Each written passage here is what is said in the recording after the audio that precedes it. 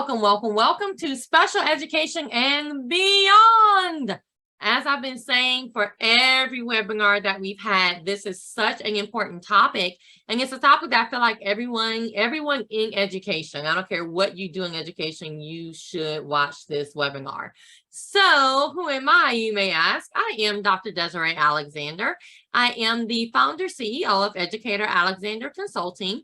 I'm also the deputy director for a nonprofit here in the state of Louisiana.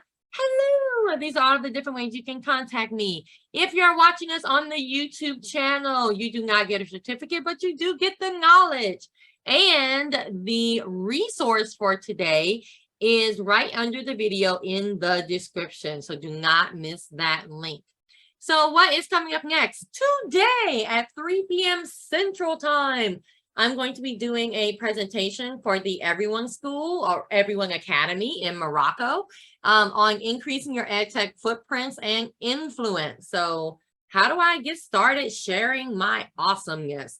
We'll talk about that today at 3 p.m. Central. Then next Saturday, we have Google ANU updates to use in the school year 2022. So what are the updates for Google? I know Joy came and did this for us last year, and I swear I learned about some updates that I didn't even know was happening.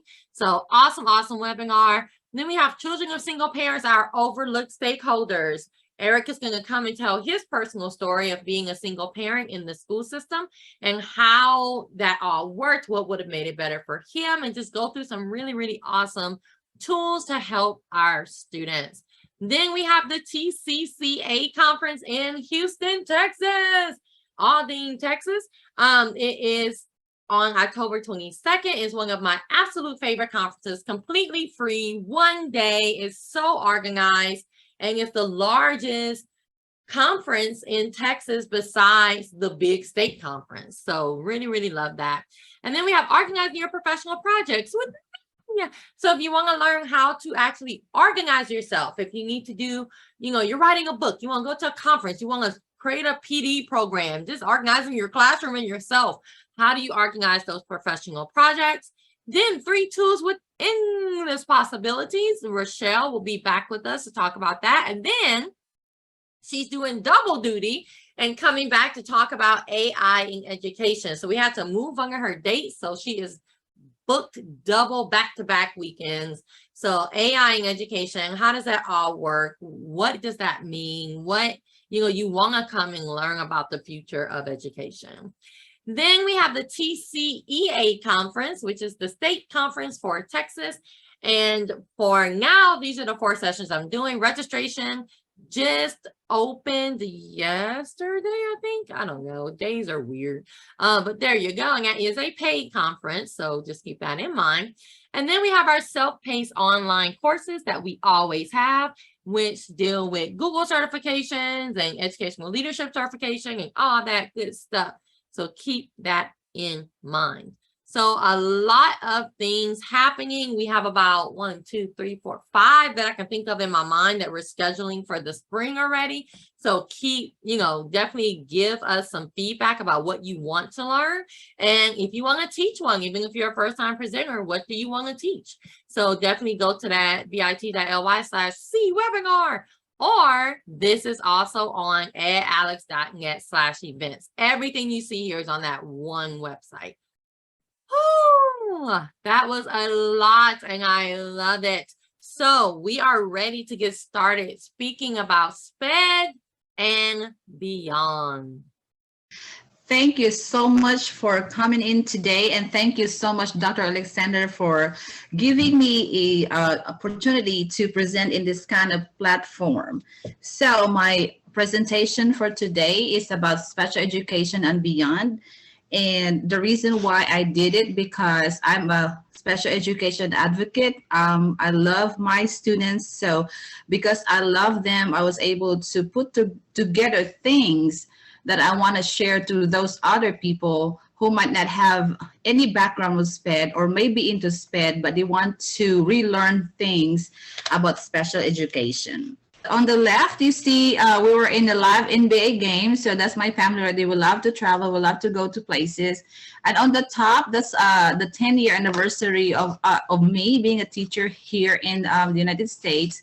And at the bottom, that's me and my team for the volleyball. So I love sports. So I coach for volleyball, but I play at the same time.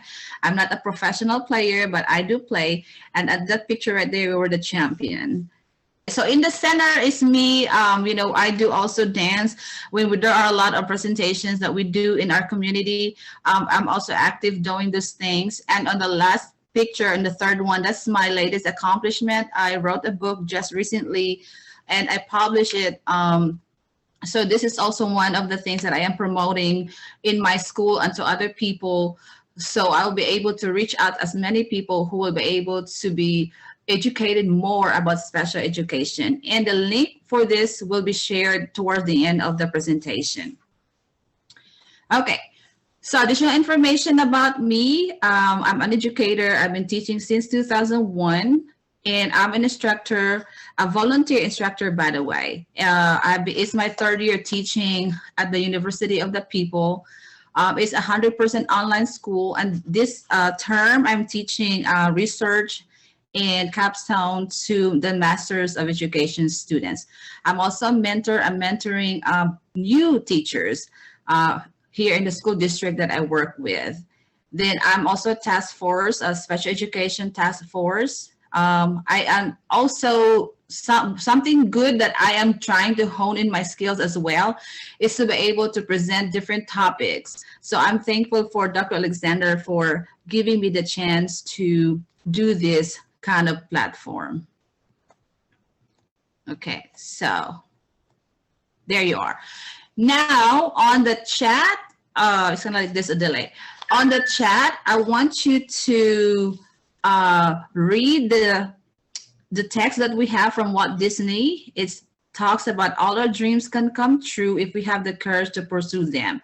And I want you to share in the chat what you think about it, and we'll talk a little bit about that. And Dr. Alexander will tell me who shared something in the chat about this. So all our dreams can come true. So it's just like saying to someone that our dreams are unlimited. So we just have to find the niche that we have and have the courage to do what you love the most and become successful. Okay. So here I really want to know who our audience are. And I know it looks like we have 8 participants, but if you just like put it here in the chat, 1, 2, or 3, how much do you know about special education? I want to know about that one just real quick, but if there's none, then I would 2. Okay, just in between. Okay. And the other participants maybe just want to learn about something, 1 and 3. So you're not really, and then super, it's kind of like the 2, just in between. Okay, thank you, Cora. No, a 3. Oh, super. Oh, that's good. So if you really know much about special education, it's really a good thing to know. So at least if there's some things that I will say things here, because every state here have a different way to do the special education. You can also help us know more about that. Thank you so much. Okay, so what are we talking about today? So of course we talk about special education. What is an IEP? What are the types of special education in the classroom? What differentiation in instruction? And talking about special education is not just for our kids to do differentiation, but it helps for every kid in the classroom. And then we also use the scaffolding and the benefits of it. And the last question is really what I want to know more, because I want to know what are your responsibilities beyond your roles. So what do we do to help our students succeed? Because that's the main goal. Move them little by little. As long as they progress, it's a big thing for our students. Okay. So expectations, I want everyone to be respectful of others' ideas. You participate and be present, and maintain a growth mindset. So now I have another code that I want to share to everybody. It said, every student can learn, just not in the same day or in the same way. So I just want to Cora. I want to call Cora because Cora said that she's a 3 based on the how well do you know about special education. Would you please unmute yourself and share us your thoughts about this one as far as our special education students are concerned? Cora? I feel that all students can learn with differentiated instruction, but they also could, like, I'm working with like students with different learning disabilities. So when I'm looking at in terms of assessment, not only when they learn the material, you can assess them in different ways, where they can respond by touching or by glare. So there's a different they learn the materials in different ways, and there's different ways of teaching it, and there's different ways that they could respond to the instruction. Okay, thank you so much. So you were talking about materials and resources, and we'll talk more about that when we talk about differentiation. And you're correct. Thank you so much, Cora, for your participation. Okay, so the next, let's dig to what is special education. So according to the U.S. Department of Education, that's in 2017, special education is a specially designed and it's no cost to the parents to meet the unique needs of a child with disability. That would include instruction conducted in the classroom, or it may be in the home, in hospitals, in institutions, and other settings, like, for example, the physical education.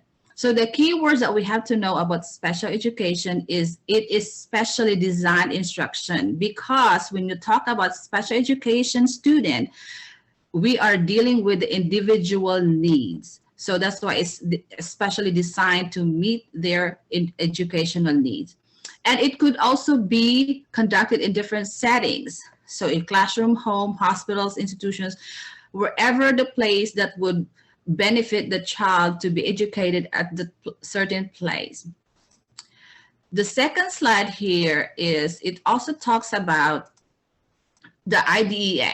So IDEA is kind of like similar to the definition of the U.S. Department of Education, because it also talks about the specially designed instruction. So the keywords match, and it meeting the unique needs of students with disabilities. So that's where we are as far as talking special education definition. So this is the timeline right here. So if you will look at, in a nutshell, this timeline of, because we not just talk about special education like, oh, we will be there in the classroom, but we have to know when did it happen, the history, so we will really fully understand why special education exists. So this is the timeline, and I'll just talk to you quickly. I'm not going to be reading all of these. I'm just going to give you keywords for us to understand of the education timeline. So it started on 1817, and it's named American School for the Deaf, and it was founded in Hartford, Connecticut. So it is where the students with disabilities anywhere in the Western Hemisphere. And of course, we have the Plessy versus Ferguson, that's 1896. We have the Betty versus Board of Education in 1919. Then we have the Brown versus the Board of Education in 1954. Then we have Mills versus the Board of Education of the District of Columbia, this 1971. And then we have the Section 504. So the Section 504 and the IEP, in the school setting, there are a lot of confusion between the two. Most regular education teachers will ask, oh, does this child need a accommodations? So there's a big difference between Section 504 and students receiving special education that will have the IEP. So there's a difference between what we give to the teachers, and the Section 504 is not handled by special education. It's just one of the umbrellas. So that's where the difference lies. And then we have the Education for All Handicapped Children Act, and that's in 1975. So here it tells us that all students with disabilities educated in public schools will receive free education. Special education for all children starting at the age of 3 and ends at the age of 21. And they will have due process, they will have zero rejection, and the least restrictive environment. And I'll talk about the LRE on the next slide. So the LRE, or the least restrictive environment. So every child that will be placed, that will receive special education services, we have to, as an IEP team, we have to make sure first that they are placed in the least restrictive environment. So in the state of Louisiana, we have 3 different kinds of LREs. So if a child receiving special education services will be in the first placement that we could place a child is in the inclusion setting.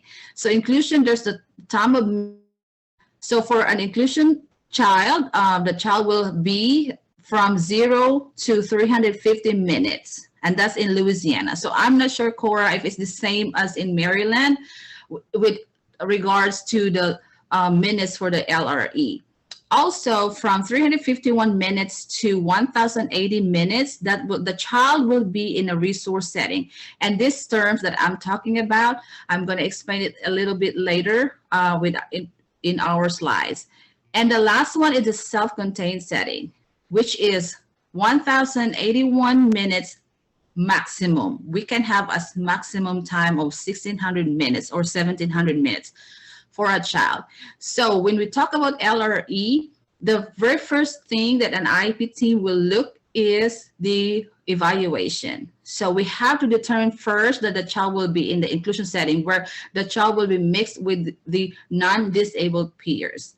And then we'll go as follows. Then we have the Handicapped Children Protections Act, that's 1986. And then, of course, we have the IDEA, the 1990. And the former president, George Bush, he signed into law, which include the 6 pillars. So, of course, we have the FAPE, the LRE, the IEP, and the evaluation. And here, he emphasized the parent-student participation and all procedural safeguards. So parents are safeguarded with any loss that possibly can for a child with disabilities. And we have the famous No Child Left Behind, which was in 2002. And then the IDEA was reauthorized in 2004. And in 2015, the former President Barack Obama, he signed this that will help educators and families to create a better law that will focus on explicit goal of adequately preparing all students for success in college and careers. So what happened is, in our school district, we push in for more college and career readiness. So in our instructional goals that we present to our students, we make sure that there are things that are beyond work, that they can be able to function even after high school. So this is a very good one for our students who are receiving special education services. Okay, so in a nutshell, it means that all special education laws are covered by federal laws. Okay, so states cannot contradict IDEA mandates. So, but this means that because the state follows the federal laws, at the federal level, they're giving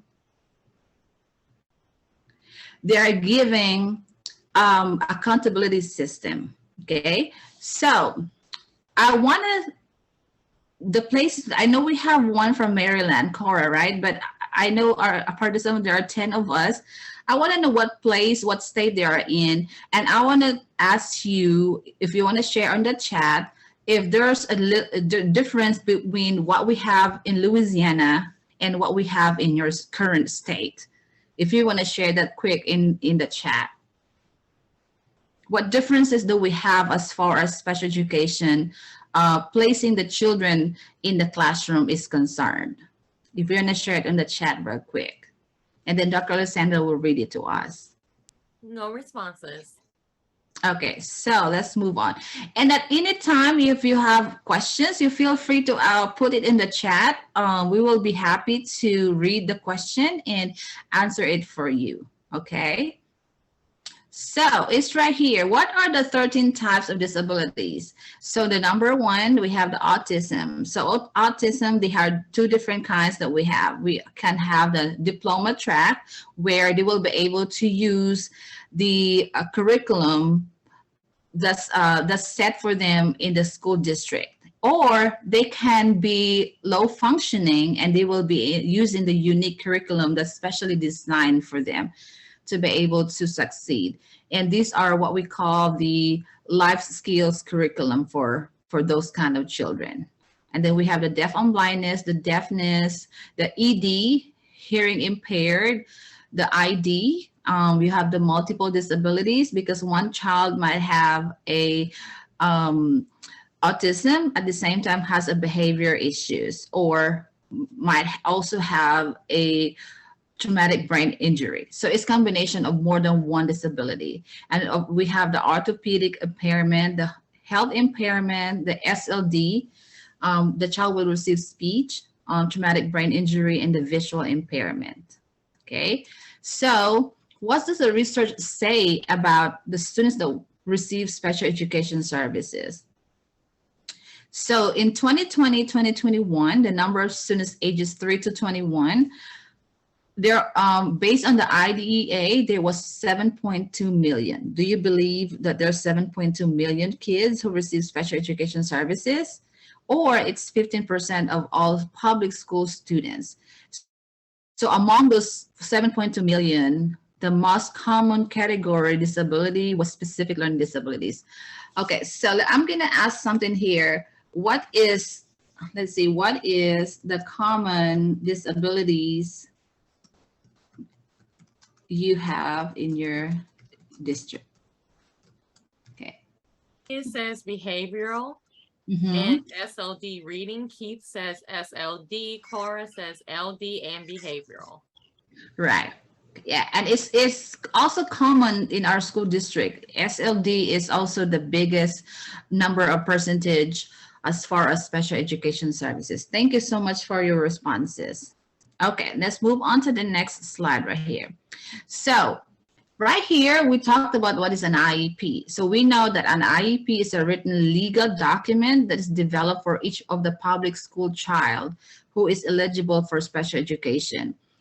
So when we have an IEP, it is a team effort. It's not just like one person who will write it and that's it. So it's been reviewed, revised at least once a year or more than often in a year. It depends on the concerns and issues of the child. And the school district is obligated to provide services, supports, accommodations, and the number of minutes documented on the IEP. And you have an idea also what those minutes look like when we talked about the LRE.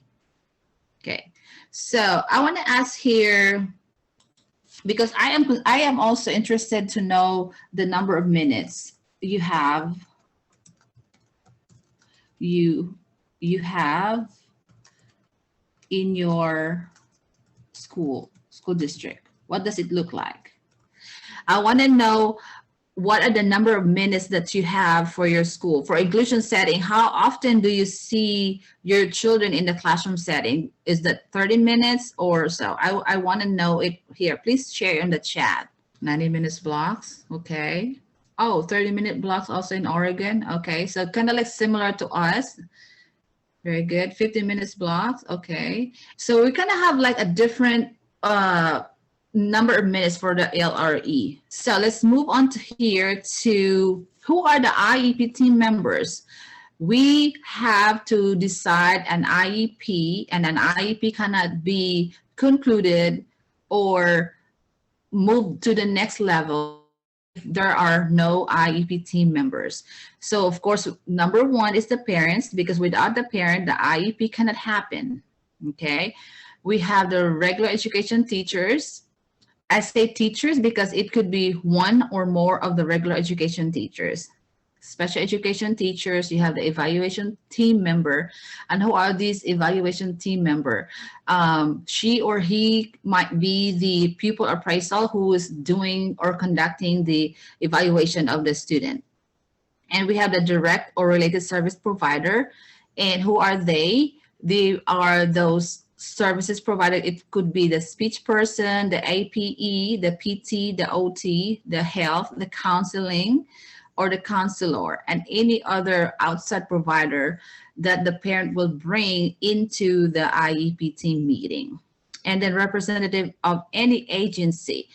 So at the age of 21, the child will mature and they will not be able to receive special education services. So in the high school, last year of high school, the 12th grade, we talked about transition services. So these are the things that we have to help the child to become successful even after high school. So we have the representative from the transition services that will help the child determine what kind of career, what kind of path, what kind of life the child will have after high school. And if the child is available and of age, and if the parent permits the child to be on the IEP meeting, the child will be able to attend the IEP meeting. And of course, the officially designated representative. So this here in our school, we have our instructional specialist, but sometimes in the absence of the ODR, like the IS, the administration, whoever is the principal designated to sign the IEP will be able to attend as well. So there's a lot of team members. It's a team effort to be able to have an IEP meeting succeed. Okay, any questions so far? Thumbs up if you have no questions. No questions so far. Thank you. Okay, now we have the components of writing an IEP. So once the child have that evaluation, we receive an assignment and we'll start writing an IEP. But what are those components of writing an IEP? Of course, the number one, we talked about transition page. So transition page is only for those who are graduating from high school. Okay. So that's, but even if they're in the lower grade, it's part of the packet. So I always include that part. The GSI page is this is where we talk about, and this is also where the input of the parents are very important, because this is an IEP. Know most of the child is the parent itself. So the GSI, the parent will help us give information like what are the strengths, what are the weaknesses, did the child go from place to place? Did the child move from one school to the other, or are they from another state, or they just move to the new place, to the new school district? So these are the things that we have to know when we were able to write the GSI page. And we also talked about behavior on the GSI page. We talked about communication. We talked about assistive technology. We talked about the health of the child, because if the child has health issues, then we will do a health screening. So this part right here, the input of the parents are very important, because that helps us know more about the child that we are servicing. Okay, then the grades will also be in the GSI page. If the child is failing, what do we have to do as a team to be able to help the child succeed in the next 9 weeks or so? Then we have the instructional services. So the instructional services will depend upon the evaluation or the re-evaluation from the pupil appraisal. So the child may have one or more instructional goals. So when you talk about instructional goals, I'm talking about, it could be the reading part only. It could just be the written expression. It could just be math, or it could be all of them. Or if the child has autism, or it has a low functioning disability, the child may receive more. So the child may have gross motor skills, may receive fine motor skills, or the social page. So the lower the incidence of the evaluation of the child, the more instructional pages will be added to the child's IEP. And then we have the accommodations. So accommodations are very helpful. It fits to the individual needs of the child, and this will be given to all the staff, not just the regular education teachers. It is given to all staff servicing the child. So who I'm talking with, we can give it to the principal, we can give it to the any administrators. We can give it to the counselor, to all the regular education teachers, to the enrichment teachers.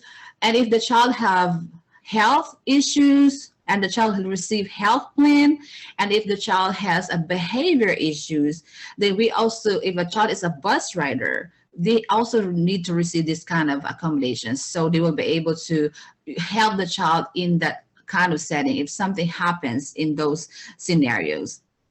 Then we have the program services page. This is also where we talk, where the child will be in the LRE is taking place. So this is also very important. This is where also the place where the child will be able to attend all those places where the non-disabled peers can attend, like buses, meals, recess, field trips, library, and all other things that regular education will enjoy. That's what we call the extracurricular activities.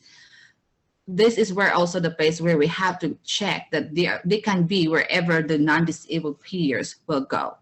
The placement is like the kind of test they're taking, how often we receive the progress report, and also the bus information, because the children in the lower grade, they have the special transportation. So these are the things that we talked about when we write about the components of writing an IEP. So it looks like only very few pages, but I promise you, I tell you, it's can be pages of IEP.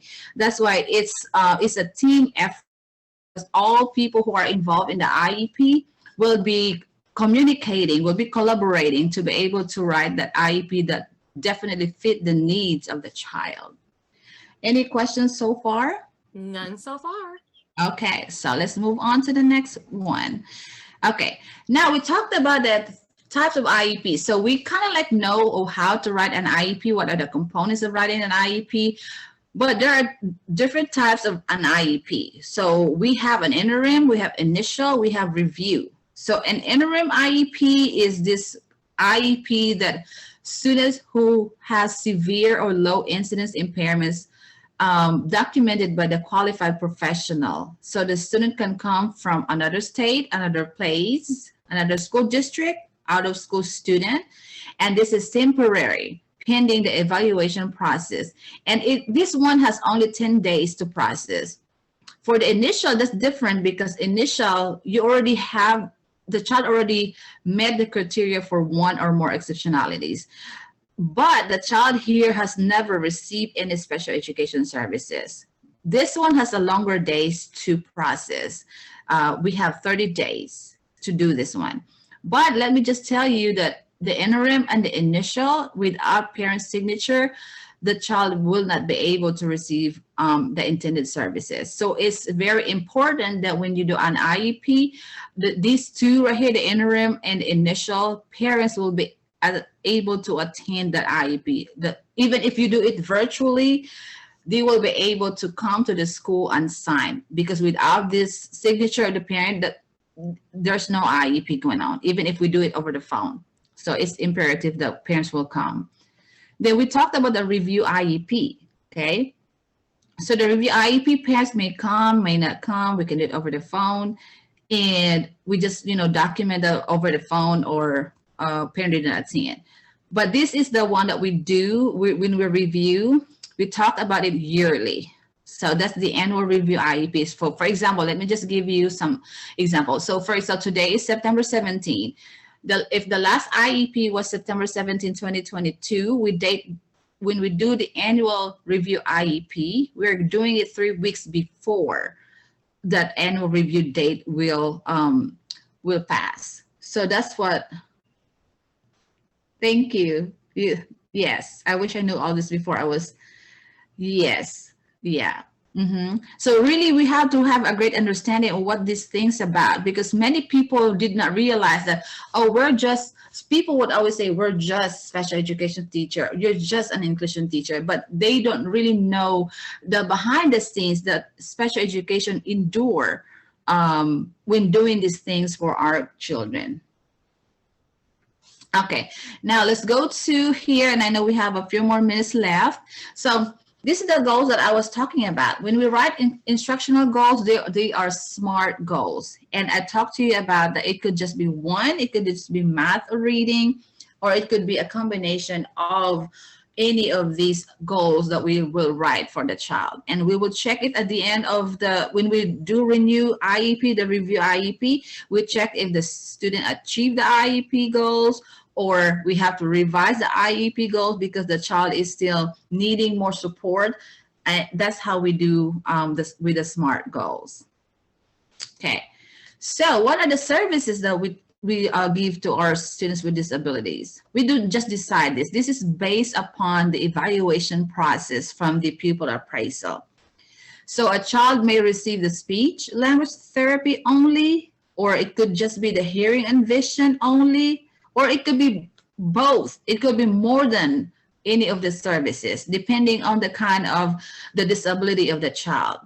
Okay, so you have assistive technology, orientation and mobility training, the counseling, the PT and OT. So it could just be one, two, or all of them at the same time. I promise you, one child may have all of them at the same time. Okay, I hope this is also like true to the other participants who are here. Okay. So we talk about the types of special education classrooms. So when we talk about L or E, we are also equating it to the types of special education classrooms. We have the mild to moderate, and the mild to moderate can be in the inclusion setting. When you talked about inclusion setting, this is where the child will be placed in a regular education classroom where there is a support from the inclusion teacher and a paraprofessional. So when we talked about moderate to severe, they can be placed in a unique curriculum. So the cognitive ability score is below negative 3.0 standard deviation. And that's how we determine the child will be in a moderate to severe classroom. And of course, we talked about the autism. I talked about diploma track, or they could be in a unique classroom, both ways. And the inclusion setting can be full or resource. And self-contained, this is where we talk about the child just be placed fully in a self-contained special education classroom where they can only go out during enrichment classes. The resource, one child may just go out for reading or math, depending on the instructional goal. And they will be supported with the para when they go out in the regular education setting, or if they go into the self-contained classes, the special education teacher will be providing the services for the child. And I put here co-teaching because once in the past we talked about co-teaching. This one right here, it's been we in the past in the school district, we were pushing the co-teaching part for a few years, but I am not sure. Is this also, let me ask questions here. Why I'm doing, okay. I want to ask question because I only see that I am direct messaging to Keith, and it should be for everyone. So I am asking question here. Do you do co-teaching in your school, in your state, in your school district? Just let me know very quick, because we don't do co-teaching anymore here. Yeah, exactly. I know what it entails of co-teaching. It's a challenging part. You tried, yeah. Because some teachers are. What's the problem of not being successful, Janice? Okay, the school, so we have behavior text. Behavior is not done well. Correctly, yes, true. Because we can talk a co-teaching, just co-teaching alone, and it's a challenging part between the two adults in the classroom, but that's another story. Okay, thank you so much for your responses. Let's move on to the next slide. Okay, so if a child receives special education services, and if they have instructional goals, all related services people will also be able to provide this kind of services to the child. So at the end of every 9 weeks, they will receive progress reports. So they will receive two, because if they are in inclusion setting, they receive one from their regular education teacher. If they have related services, they receive one from the speech person. They can also receive, if they have behavior issues, they have behavior intervention plan, they can receive progress reports from the behavior interventionist person. So they can have those progress reports, they can have two, one from the regular ed teacher and one from those services that the child receive during the year. So it's really many progress reports they receive, and that'd be mid 9 week, or no, we do it every 9 week in our district.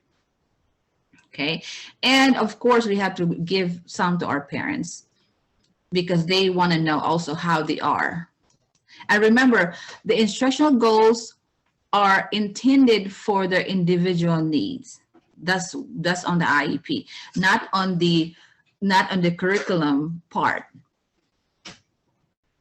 Okay, so well, I was talking about co-teaching a while ago, and you were sharing about teachers want me to be, Janice said, teachers want me to be behavior manager for the classroom. And it's this the usual thing to do, because sometimes teachers are territorial, and sometimes teachers, like, collaboration and communication between two adults in the classroom is very important. But the way you were telling me, Janice, I would say 100% agree to this one, because not every teacher is very welcoming to the other adults in the classroom. So instead of giving you extra role that you're supposed to do in the classroom, not just classroom manager, because it says co-teaching, teaching the curriculum for our students to succeed. It's just, just give you the management part and they will do the rest. And it's really hard, and I know it is. And it's not done well. It takes a lot of planning. So what are these collaboration strategies that would help our students succeed? We have to assist all students. Some teachers, yes, correct, no time for planning. Because, teachers are, especially this time around, we have planning,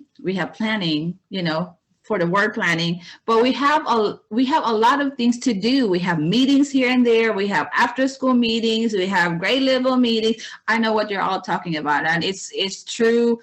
It's like, when is the best time to plan, right? I so much agree with you. So, but take note that when we will be able to collaborate with the other teacher, we're not just, that's not your student, that's not mine. It's our students. It's all students. So if I'm in the classroom, that's all ours. So that's how we think about. We have to change our mindset that in the classroom, all children are ours. So we have to know how to celebrate diversity, because sometimes we probably just call one person at the same time for a 50-minute block.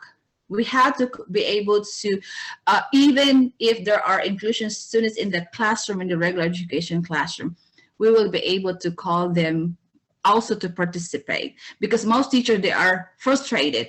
Oh, it will take her 100 years to answer the questions, which might be true. But the thing is, we are able to be inclusive, because that's why they're placed in the classroom. Give them a chance to speak. Give them a chance to respond to you. So that's how we help them succeed and work as a team. Please say you're a team in the classroom. Who said, like a team is just, we keep using the word team, but sometimes we're unsuccessful, right? Do you agree with me with that? The team is a team effort. Right, correct. And then we have to review and discuss the IEP goals and accommodation frequently. And most of the times we include teachers, SPED teachers. I'm talking, that would include me too, okay? We review IEPs, goals and accommodations. Sometimes we just give it to them and they just read it, and then they will not be able to understand really what's in the accommodation pages. Because I said, oh, he just the same with the other one.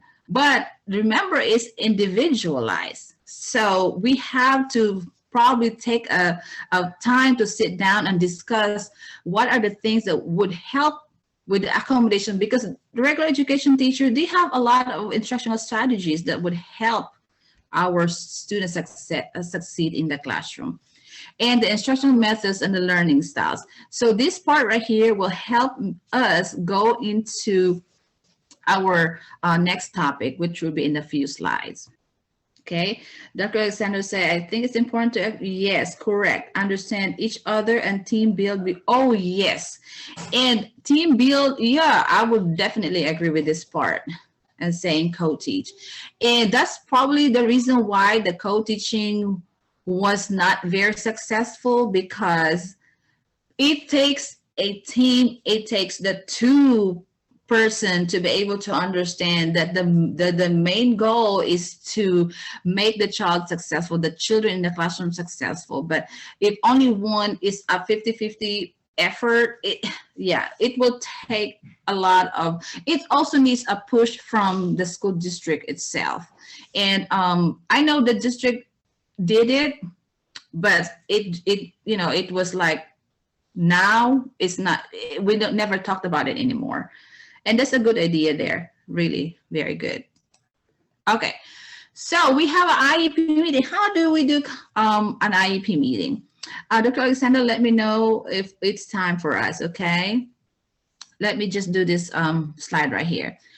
So when we do an IEP meeting, of course, I talked about all IEP team member will be aware of the location. We have what we call the parent notification. We can, this time around, because of technology, is very nice, it's very easy, because we can call them, we can document in the contact log that we have this IEP in a specific location in the classroom and the time. And during the pandemic, we're able to do it virtually, and we can do both face-to-face, but there should be a specific place where there are no distractions. And if you are doing an IEP within the school, like in the hall, like in the wing, there's a lot of classrooms, and it's during like transition periods, we always have to put a do not disturb sign. Because even if you put the sign up there and students don't really notice it, they will make noise. So it's really important that we are not disturbed during these IEP meetings. And we can send it also via email. Parents put their email address on the contact information. Oh, I've done it, and it works. Does it work the same way as the other people also who are in here? Do you also send a parent notification via email to the parents, not to the participants, because but have you done it? Sending notification via email. That's a good paper trail for us. Say yes if you did, and say no if you have not done it yet. Sending notifications via email. Good. Yeah, and it's easier because no. Okay. You might try it, Keith, because that's also a documentation on your part that you're sending it to the parent, because sometimes we send it to a student but they will forget, the parent will not know, and then the ending is during the IEP the parent will not come. So that's really a big thing that we have to do. Okay, so we have to make everybody feel comfortable and at ease. So sometimes there's an IEP that's people on it. Sometimes there's an IEP that's the whole room is filled with people, because it depends on the severity of the case, especially if it's an amendment IEP, especially if there's an issue about that we have to amend the IEP for. So yeah, there's a lot of, so make everyone feel comfortable. So you be the liaison, you be the mediator to be able to make those people, team member, be comfortable during the IEP. And not just you keep the talking. Everyone should be able to speak or share something, and all those information that are very important should be documented in the IEP.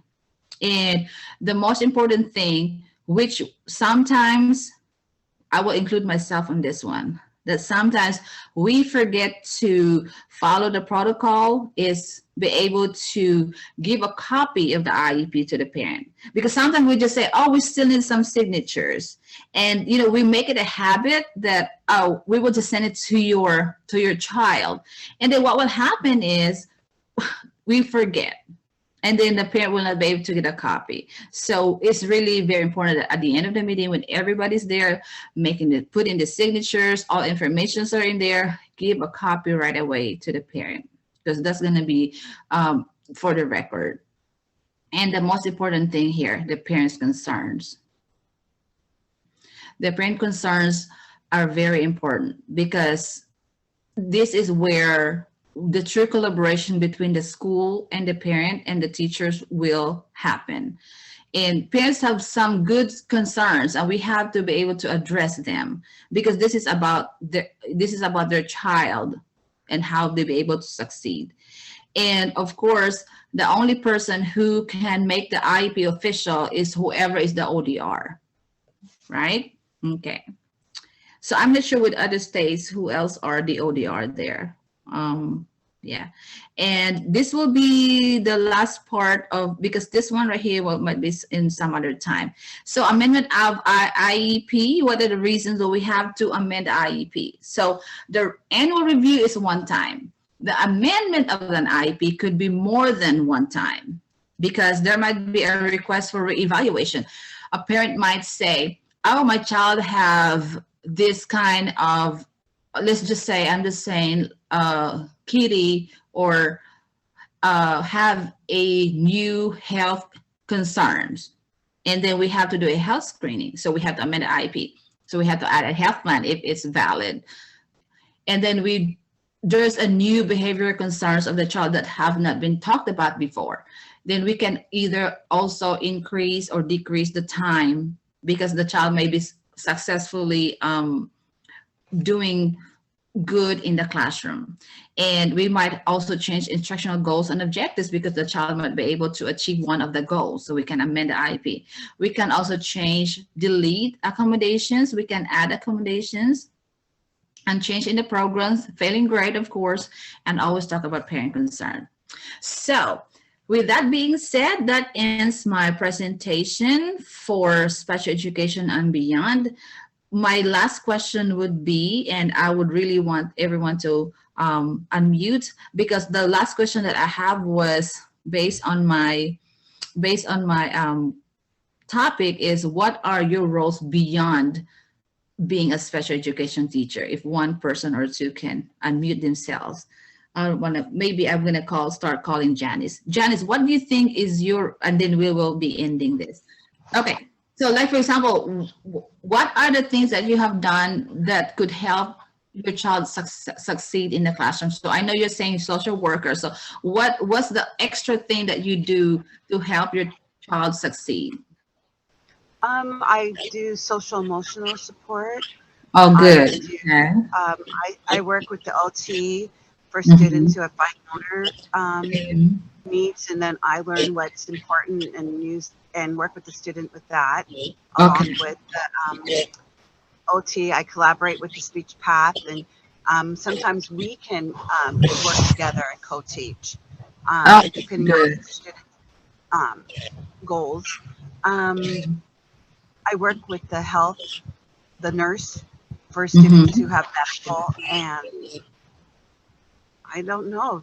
Is that what you're looking at? Yeah. So it's just beyond what you're doing. I mean, you are more than collaborating and communicating with the different kinds of services, related services people, and that's something, especially social emotional learning, because that's what we're pushing in our district, the SEL part, and that's something that will help, because all our kids have ACEs, and you will understand what I'm talking about. ACEs. Yes, they do, and it's like it's just not one thing. It's like that's the whole child that we need to be servicing, not just that one particular, because it affects the whole child. Right. Okay. Go ahead and wrap up. Thank you so much, Dr. Marlyn, for this information. It was really good, not only for SPED teachers, but really for anyone dealing with SPED students, and that is every single person, right? So thank you so much for this information. You're welcome.